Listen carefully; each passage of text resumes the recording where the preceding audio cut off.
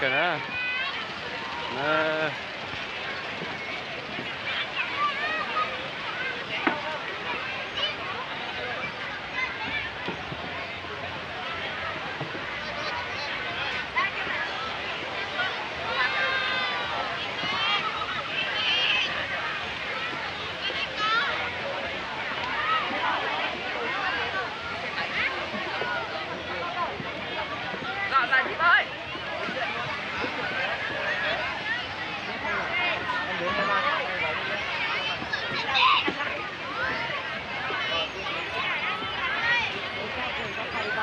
Biết.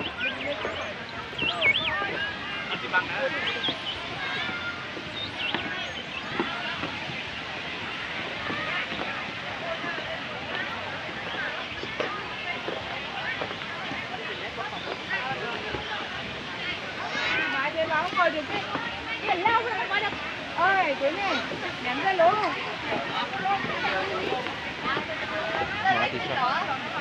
Ngược lại rồi.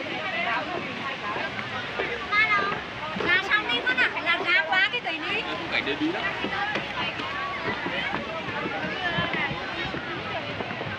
Không, đứng lên chỗ cao cao ấy mà để tay nó thoải mái. Đây.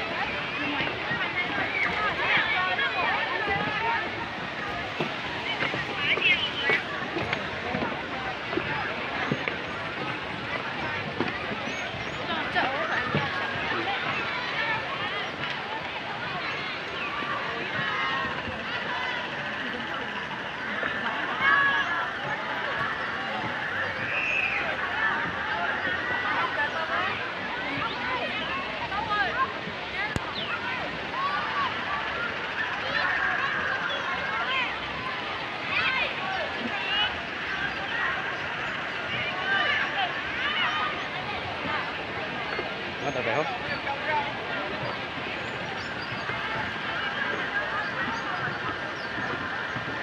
Cho tao một đéo này. Một cái là có cho mình ra. Cho một giây thôi. Đi mình ra. Cái nó xong.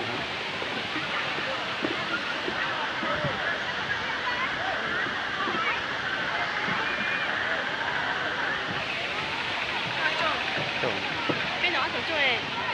Cái chị chơi á. Rồi một quán nó chút chút.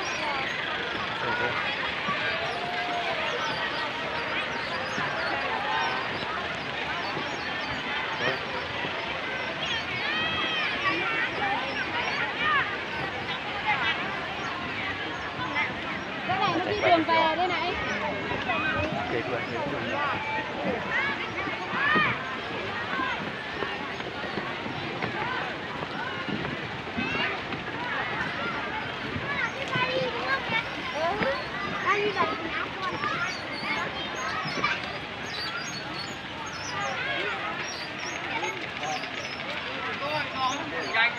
Ai mà nó cái thằng đến nó đón nó đi tầm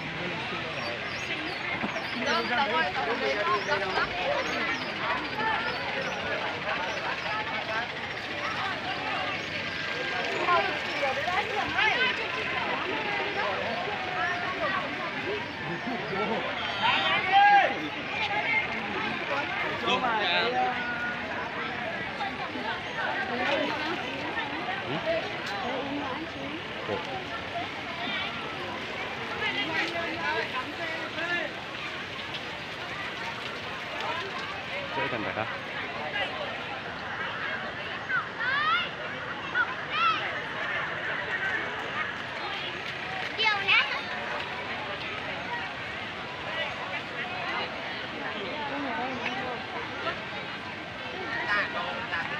Chào tụi đi nhau tí.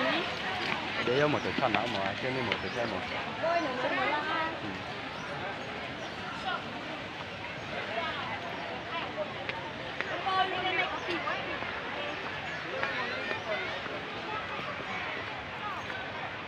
Không có kèn cầu nữa. Sao nó không có.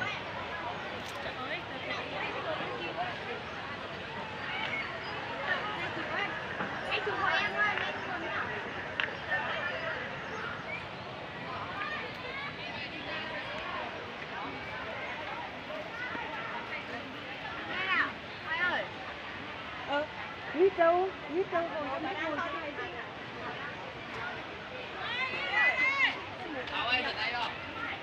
trời ngon lắm con cần ngậu nó trong phòng nhiên đó lên thì sao tôi sẽ chạy tôi nó thế vậy ok cái số như này số như dạng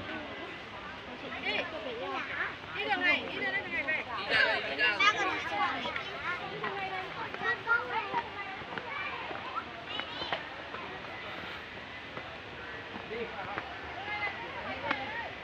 anh ơi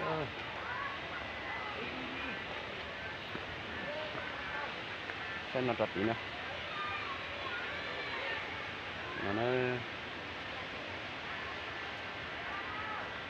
Là cái bên phía sau cái bằng phía sau chiều tại trong cận thì mới đây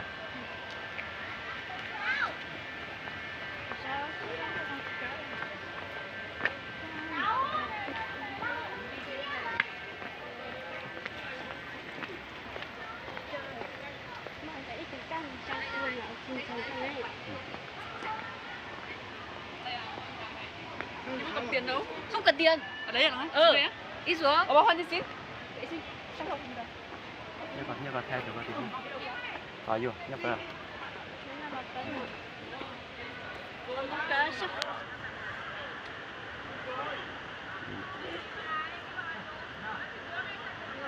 这张好。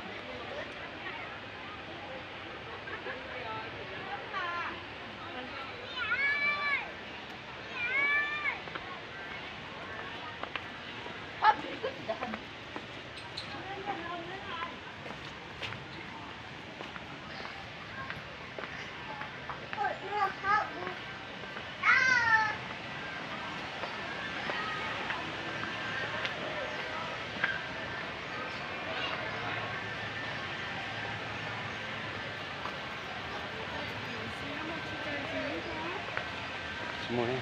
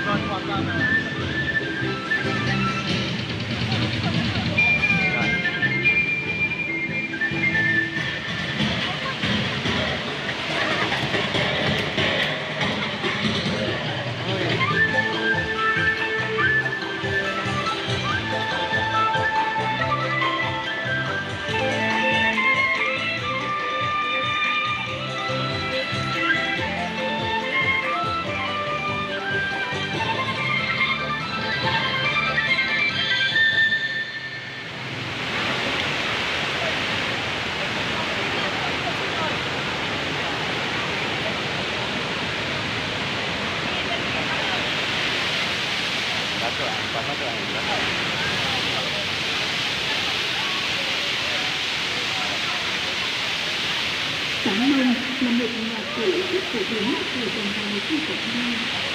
Đó là người bản trong vùng nhà chùa và tầm vóc của các cô gái. Vào những đêm trăng sáng và ấm để trò chơi với người người yêu. Sau đây, xin mời quý vị và các bạn cùng thưởng thức cuộc sống cá nhân qua sự trình bày của Hà Gia Bồng. Most Valley Capillion, and instrument Mongolia. Here is a sound very good.